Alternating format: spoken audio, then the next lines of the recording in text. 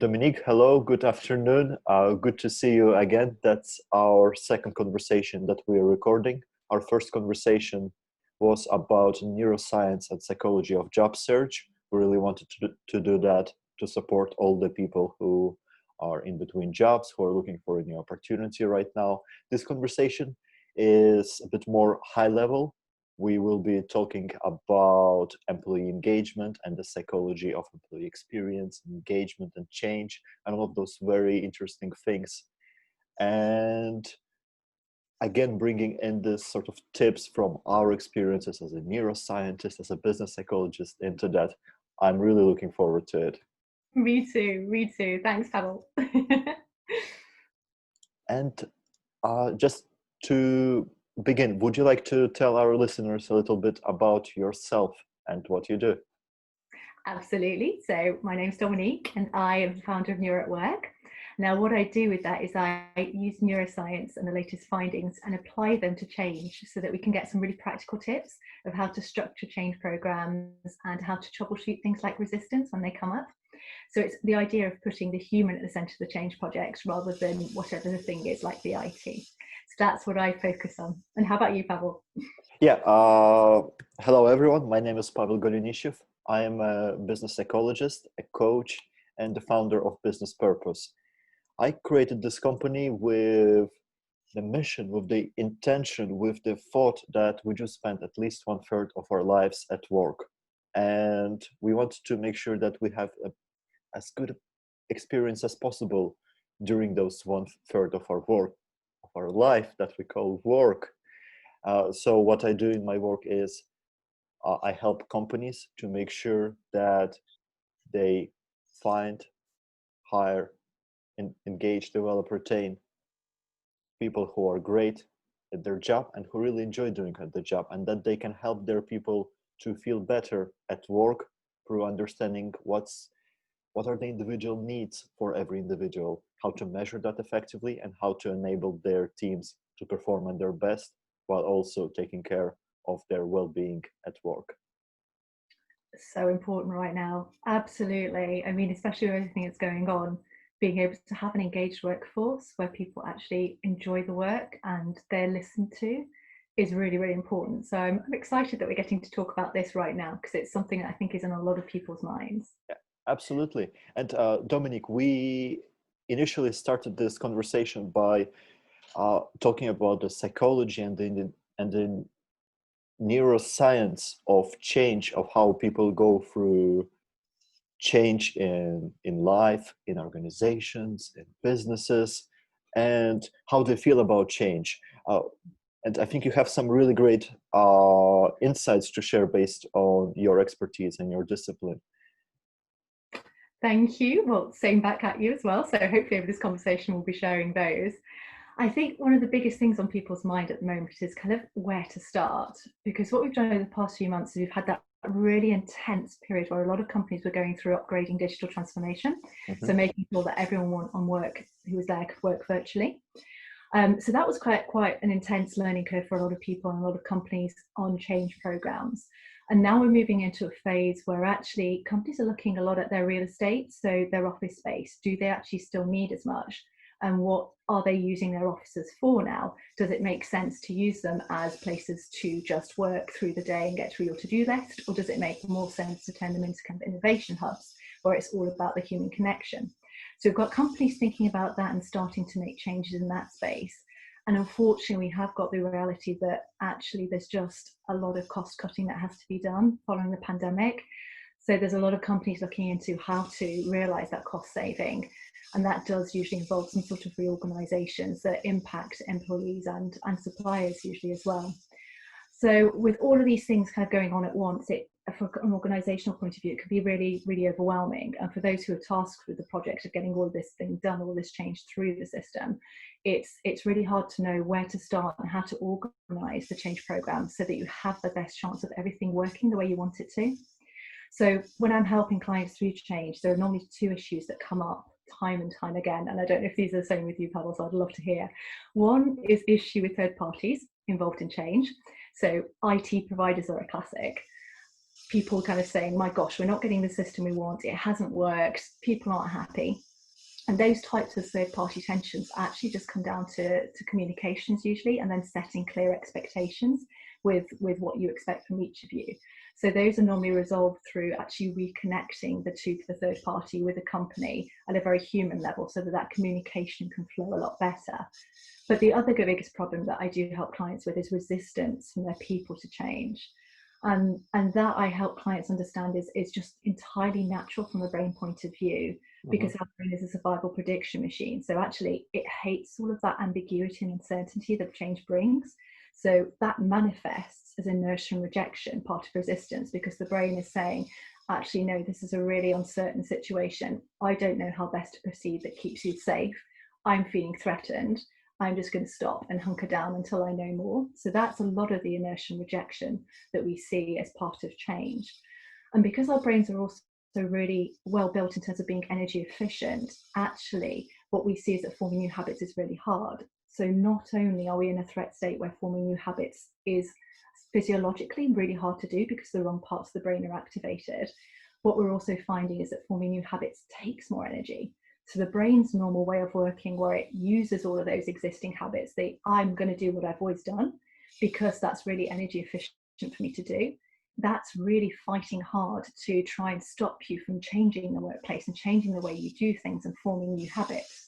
So that I see a lot as resistance. And the final point that I see from the brain point of view that applies at the moment especially is actually the control point. So brains are really happy when they've got control of the situation, because that means that they can actually put into practice whatever they want in terms of the prediction. So they've got a good prediction that's going to keep you safe, but they need to have control of the situation to be able to put that into place. Now, ultimately at the moment, a lot of control has gone from our lives. Where we work is starting to go again as a second wave. Who we see, who we socialise with, all of these things are being taken away. And when you look at organisational change generally, a lot of the issues I see are empowerment. People feel as if they haven't gotten in control or empowerment of where that change is going to take them. And so that also has a negative effect on the brain, and it manifests as resistance and inertia again. So, I mean, that's what I'm seeing. And the usual kind of starting point to try and unlock that is things like quick wins, which I've talked a lot about in change. So it's kind of like almost a jargon term. But a quick win at its best, what it does is it actually helps the brain feel that there's less ambiguity, that it has control over the situation, and that the efforts that the brain is putting in to form those new habits, to change the way it works, are actually going in a positive direction. So it's that combination of resistance and then counteracting it with quick wins that I think is a really good way to start to structure, why do I start with change? And that's where the power of the employee survey comes in. And that's, Pavel, where we're going to get into really big detail. I've spoken for a long time. I would love to hear your experiences. Like, what do you see most often in change, and where to start with it? Dominique, I think this is super interesting what you're saying, and it makes so much sense. It's perfectly normal for us, for every human being, to be a bit cautious with change. And we all are different in how we are. For some of us, it's a matter of just getting used to it, of accepting that change is the only constant thing we can have in life.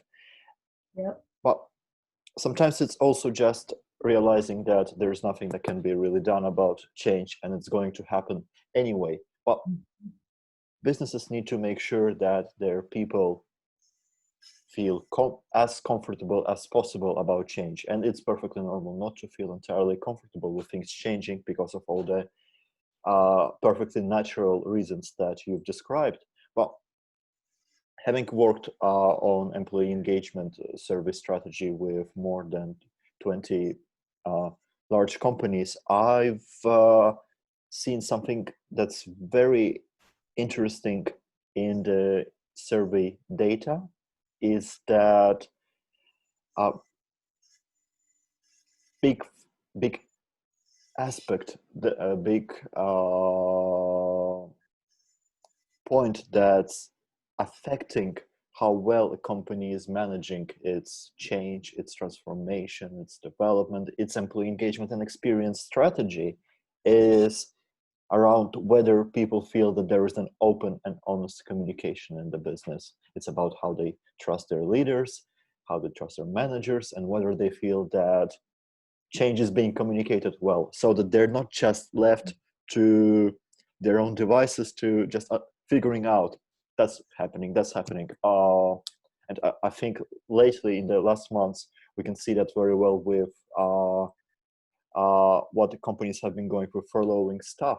When there is a furlough and at one point the person had a job and at another point they're expected like to learn gardening. And they feel, oh, what's that? What does that mean? What's going on? But it wasn't really communicated to them. Does it mean that their job is at risk? To what extent? Does it mean that they're being valued more? Does it mean that they're being valued less? How do they make sense of it? Making sure that people know what are the steps for the change, making sure that it's communicated as clearly as possible. That's why we're going through this initiative. That's what's going to be the outcome. That's what's going to be the impact on our organization, on your business unit, a team, and on you as an individual. And then listening to people, having more of those one-on-one conversations. And that's something that managers need to be able to do in your business. When people have a chance to talk about their concerns, and for some people react to change in one way, some in another. We are all different. That's the beauty of diversity in organizations. We're all different. We all react in different ways. But making sure that organization knows how to understand what are the preferences for this or that individual, and addressing those preferences still in an efficient way, but in a way that can help business to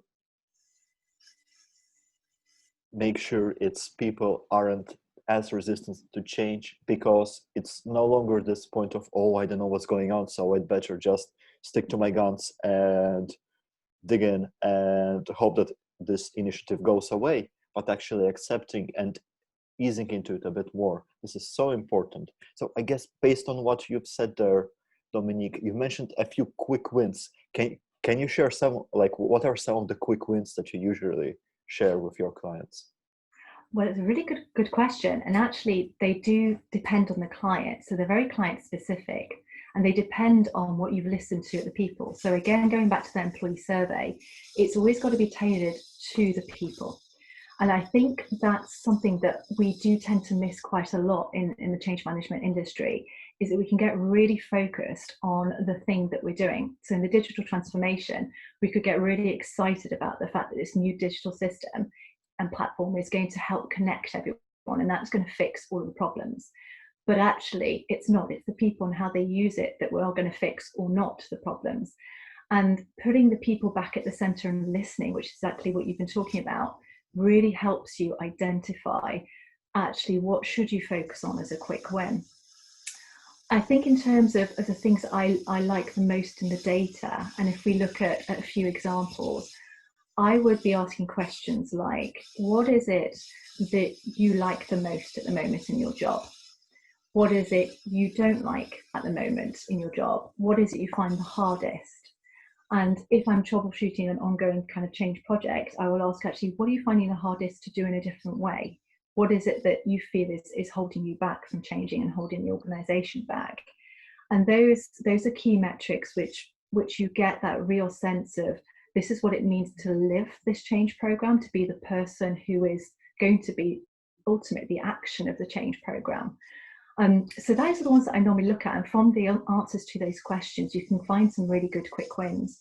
So you can approach the things where if it's something that people are identifying as being an obstacle now to doing their job well, then you can try and fix those if there's something fixable. The things that people love, you can augment that. So you can show that you're going to do more of that so that they enjoy their job more. So it's very much a bespoke and tailor-made solution for a quick win, but there are always some to help keep that momentum going, to get people out of that stage where they're in resistance, inertia, change fatigue, which is an overused term, but the fatigue that people feel when they're going through so much change, and they're just, because it's such a high energy activity for the brain, they've just sort of given up. They've gone for their cup of tea and they're just sitting at the desk and hoping it will all go away.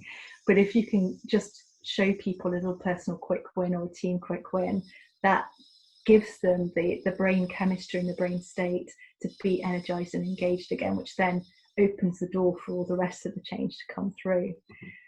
So I mean, you've got so much experience, 20 companies you already helped in your employee engagement survey. I would love to know, how do you make sure that people are at the center of that survey, and what are the bits that you focus on as well? I'll be taking notes.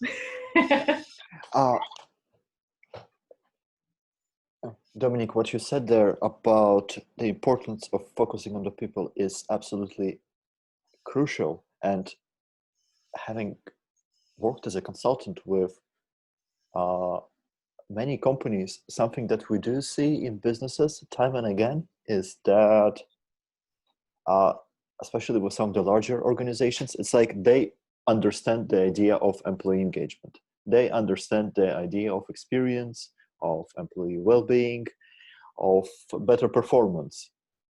But they think that it's just about the survey, and that's coming from a consultant who specializes in employee engagement survey. It's not just about the survey, it is about the people. It's not about gathering the data, it's not about the numbers. But that's something that we see so much right now in the engagement survey industry, in companies, that they think that it's about asking a bunch of questions, getting a few reports, sitting in this boardroom, or more so now on a Zoom call, and just going through a few numbers and then saying, okay, those are the numbers that we get. Now, see you next year where we'll measure it again. And companies think that just by investing their efforts into running those surveys, they're getting enough data and they're actually committing to employee engagement. But there's so much more work that needs to be done based on that. And it's not about the data, it's not about the numbers, it's about the people. You are not running an engagement survey so that you can say, look at how we're doing against the benchmark compared to other companies. You're running the survey so that you can understand better what's going on for your people. And when you understand what's going on for your people, you want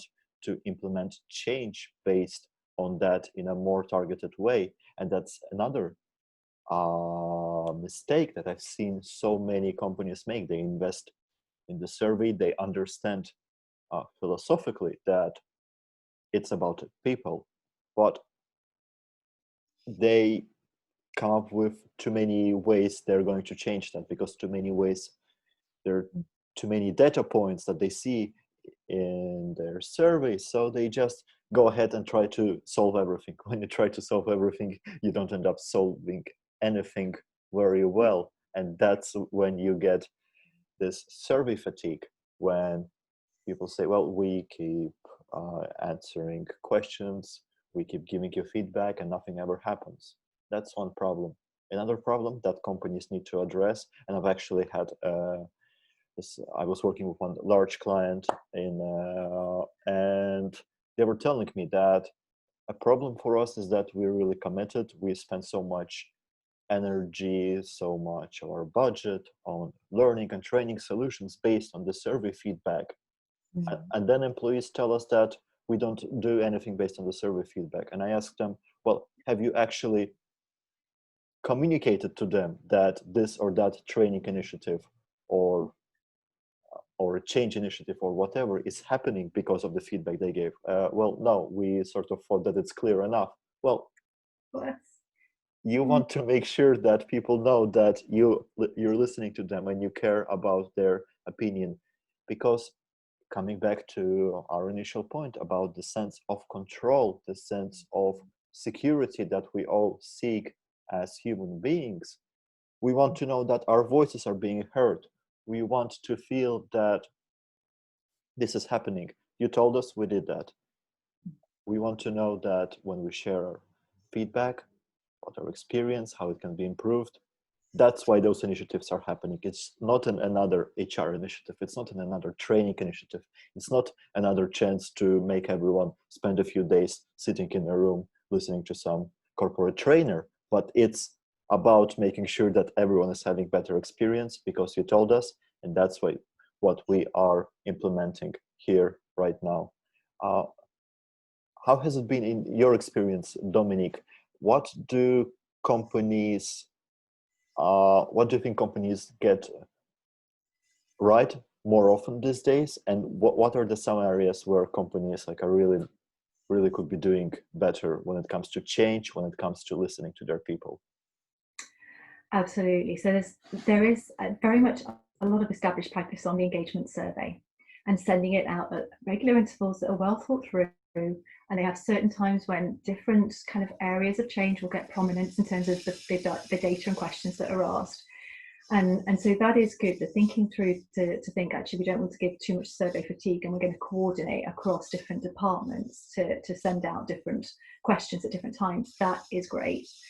I think I'm recognising the same things as you in terms of the communication and feedback. So a lot of the feedback and communication tends to be very generic, saying, thank you, we have noticed these are the trends. And the trends are interesting because everyone's interested to know what the kind of overall view on things are. We're just curious as human beings.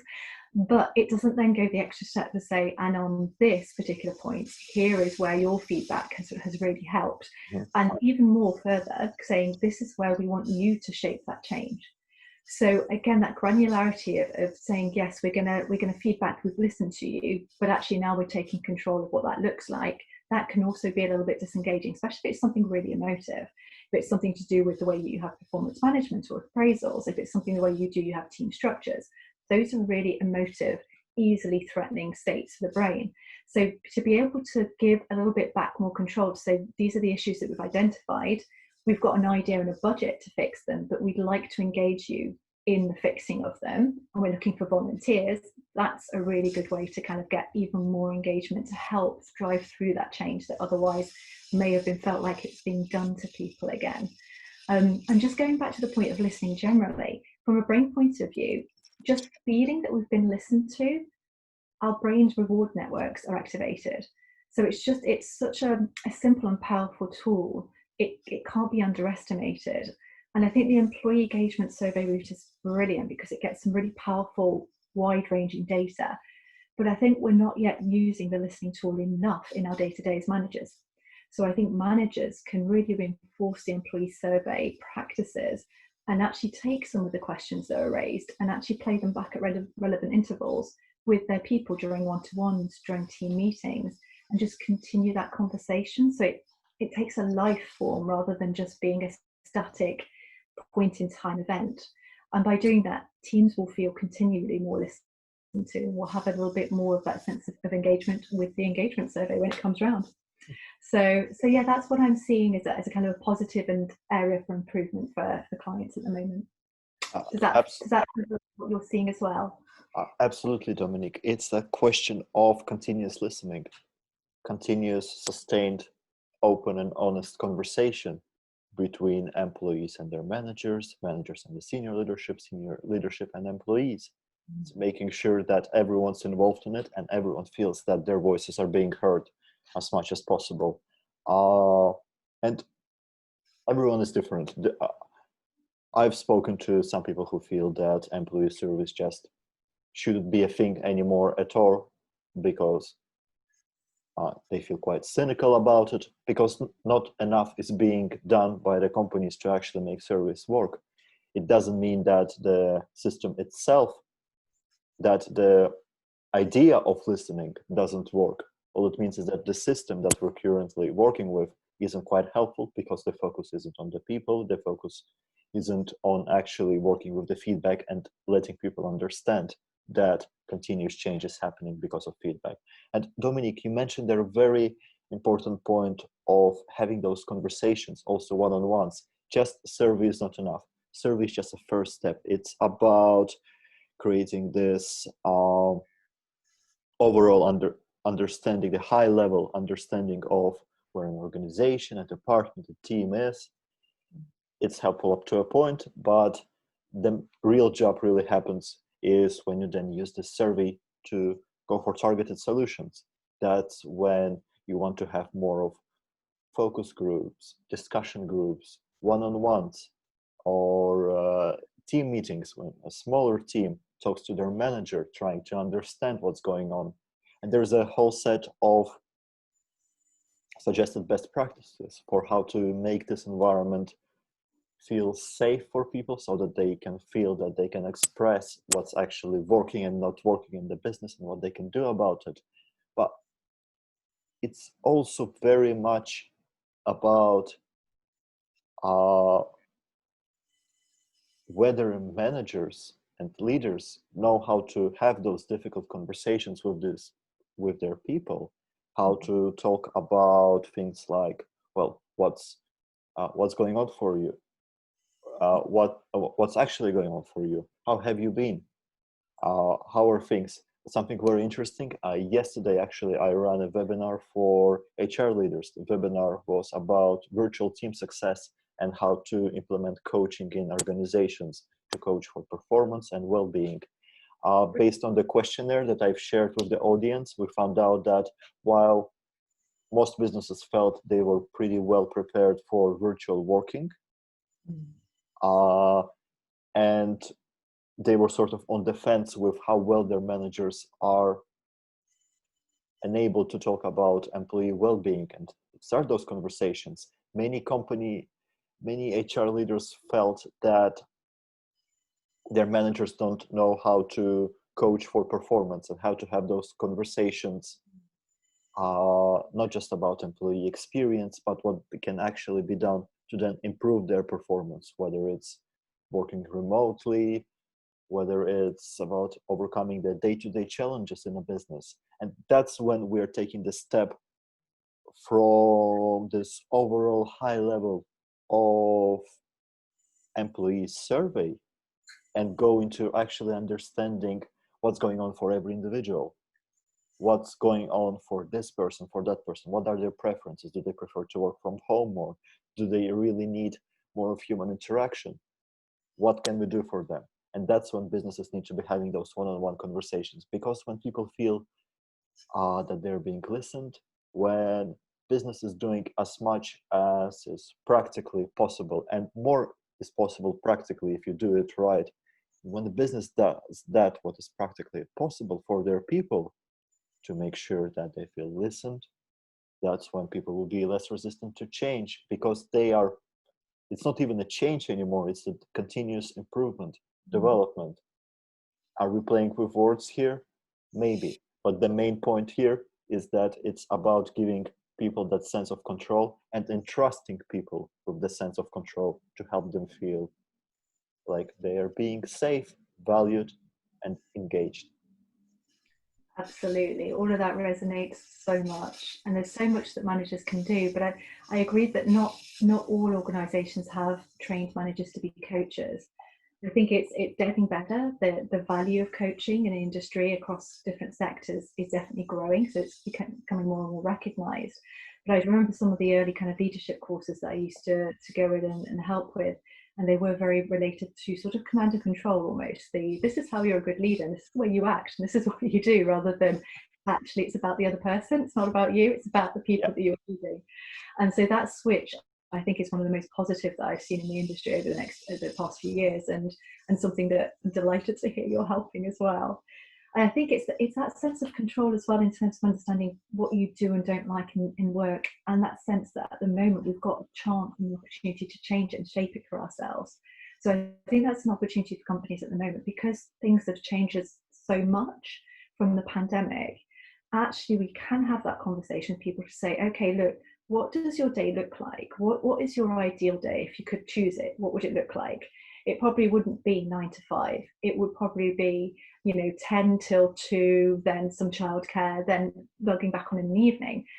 And when are you most productive? Because we actually do all have different productive states. Now there's been research in Olympic athletics, I think, athletics, yeah, probably, but Olympians, so really good people at sports, who have been looking at actually what do you identify as a morning person, afternoon, evening person, and looking at the way their times change depending on the time of day that they race and when they feel that they're at their best. And while it's only a tenth of a second difference, actually it does tally. So it's not, by me saying I'm not a morning person, which I'm not, but by me saying that, it's not that I'm lazy, it's not that I don't want to participate, it's because I have a different rhythm to someone who is a morning person. And at the moment, with technology, we've got a flexibility to be able to work around not only people's lifestyles, but also our physiology.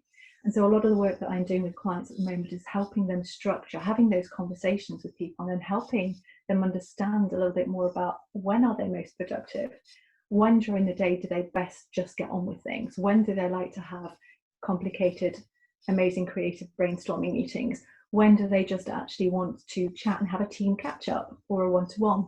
And so helping structure that day, I think, is really key. And it falls back again to that employee listening, the employee survey. It used to try and get at things like that, but the science and the social norms weren't there yet to accept it. So I think the next step, along with that coaching that you're really helping unlock on the manager side, is actually, if we understand ourselves at individual level as well, we can create a working environment that's better for us, where we can accept change a lot more readily, where we can start to be a lot more engaged and productive no matter what life throws at us. So yeah, I think it's I see positivity ahead, even if this is a difficult time. Are you seeing a little bit of positivity as well?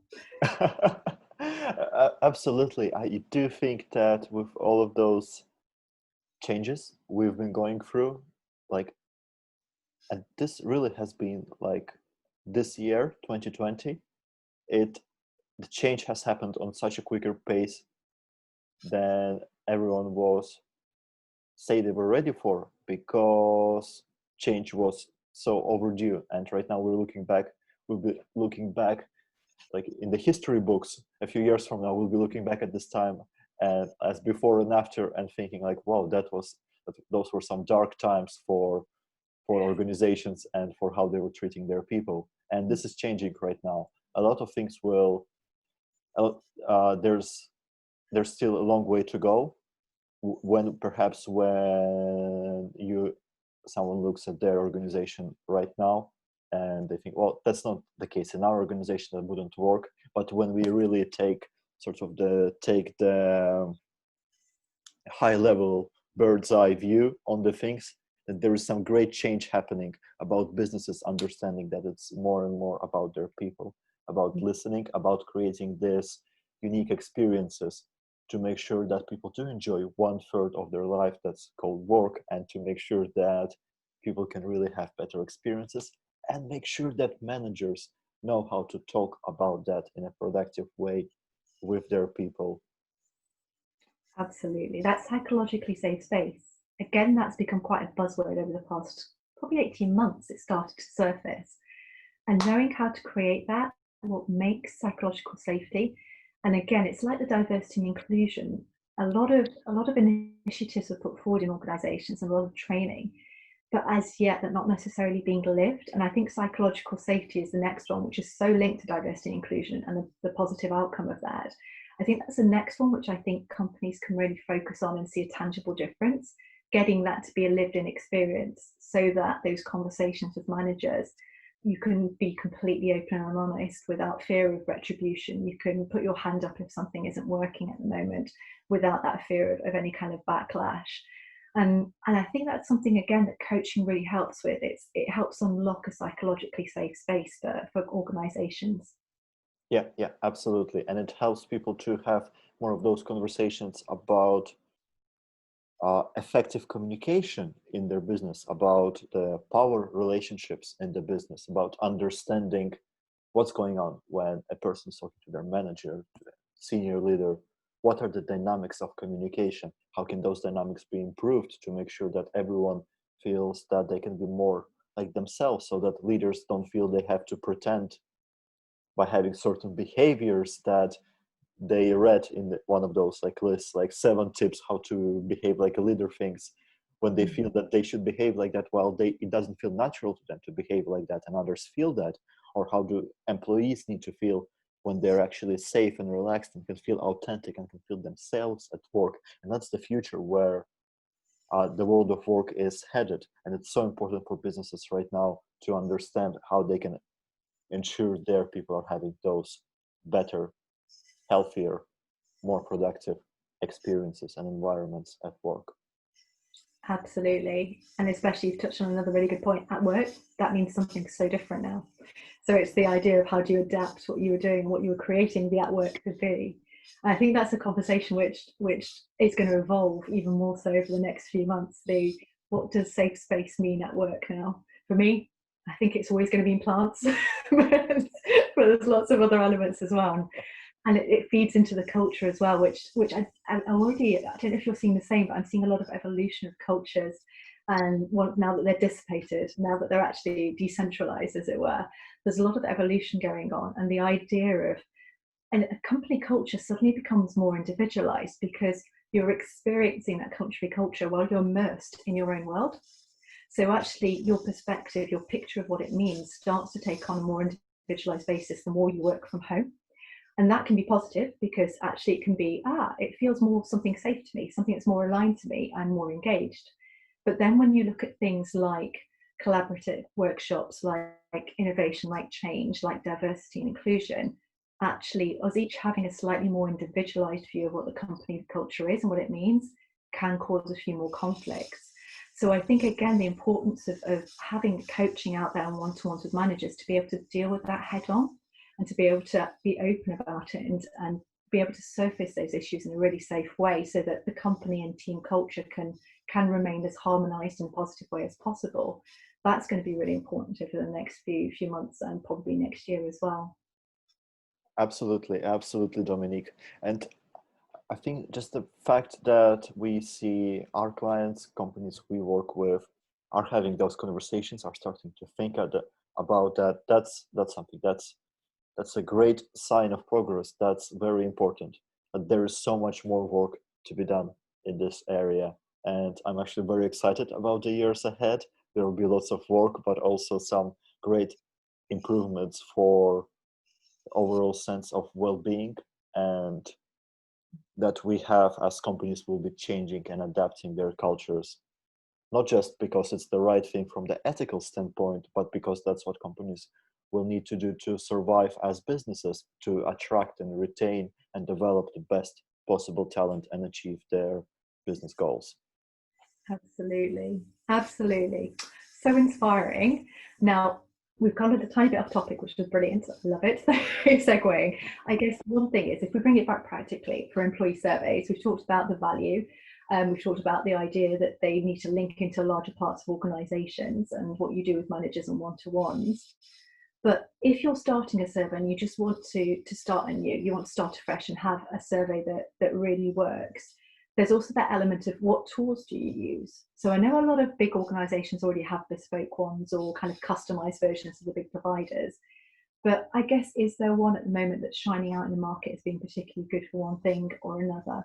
Or is it really a case that it's bespoke and it depends, you need to chat through what you need it for to know which one to get? Yeah, well, that's a great question.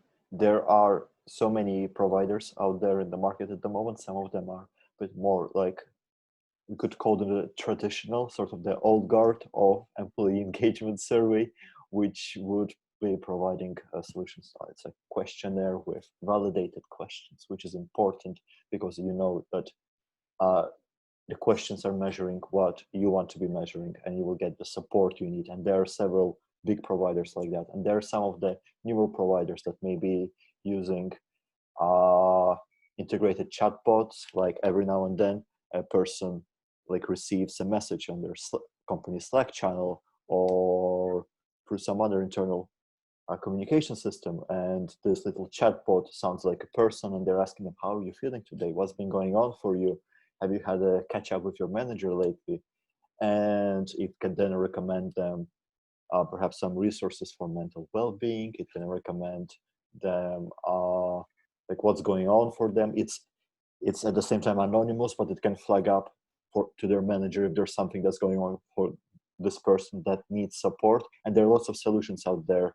There is no sort of one size fits all. It really needs, each company needs to understand what they can do and what can be the best solution for them. I'd actually be happy if our listeners are interested in that. I'd be happy to talk them through what sort of solution can be best for their business, whether they're at the beginning of their people listening journey or whether they're looking for new, better solutions. There are some things to take into consideration, and it's definitely a world that's both very important for businesses, very exciting, but also it takes some understanding of the individual business needs to address that. Absolutely. Okay, understood. That's brilliant. You have your details, don't they? Will be in the end slide. If you go to that, then people can know where to contact you. That's really good. And I think that's the key thing that we can take away on all of this, is that yes, there are principles in change and helping people through change that are techniques and tools that we can use and share. But at the end of the day, it's always going to be a bespoke journey. It's always going to be tailored to what the client needs. So whether that's an engagement survey, whether that's the structure of how you run change, whether it's the quick wins that you decide to look at, actually it makes sense to take time at that point to really talk to experts like yourself and like myself to say, actually, well, what is it we need? How are we going to do this the best way? I think that's the biggest thing to share, is that there's no right way of doing it. There's no one right way. There's the right way for you, and that's where change professionals can help. Yeah, absolutely, Dominique. And before we conclude our discussion today, is there like perhaps some program, some particular initiative at the moment that you're running right now that could be interesting for our listeners?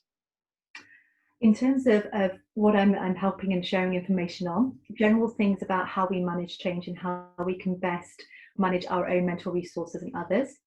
I'm also sharing quite a bit of information through webinars and things like that in terms of how to structure. So if you have got lots of different change elements going on, IT, organisational design, all of the kind of office relocation, where do you start to know which milestones, which bits to deliver when do you get people involved, and how do you communicate who should be involved? So I'm sharing kind of top tips on how to do that. And I'm also sharing top tips on how to, in a completely different sphere, but how to regain control of your social media addiction, which we're so I'm going to be taking on board all of that. Yeah. But it's the idea of the social... Many of us need some help with that, yeah. Yeah, we all do. But yes, it's the kind of outcome of the social dilemma and Fortnite, the gaming. So how have these industries taken so much control of our lives? So it's top tips of how to regain control and start to use them for pleasure again rather than for addiction. So yeah, it's completely separate. I'm sure everything is incredibly valuable for your audiences, Dominique, and especially with the perspective of neuroscience that you bring into it. Thank you, and same for you. So what webinars are coming up? Because I loved your LinkedIn one that I attended the other day.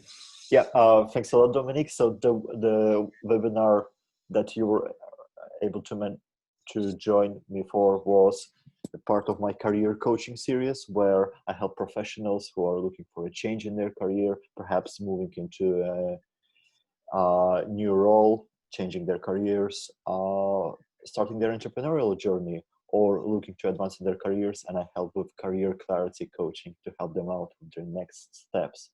And I also work with companies where I help them to understand how they can improve their employee engagement, how they're listening to their people, and what they can do, what sort of things they can do to work both with the data and with the behavioral science side of things to create better experiences for their people. Right now, I'm running webinars for HR leaders to help them understand how they can create a culture of coaching in their businesses. This webinar is called Virtual Team Success, Coaching for Performance and Well-Being. And if you would like to join for one of those webinars, feel free to reach out to me through my email that you see on the screen, or connecting through LinkedIn.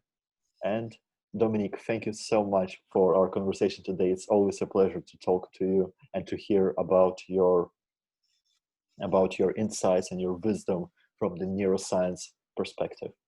Thank you, and always saying back to you, I always learn something really exciting and new whenever I chat to you, so I look forward to these.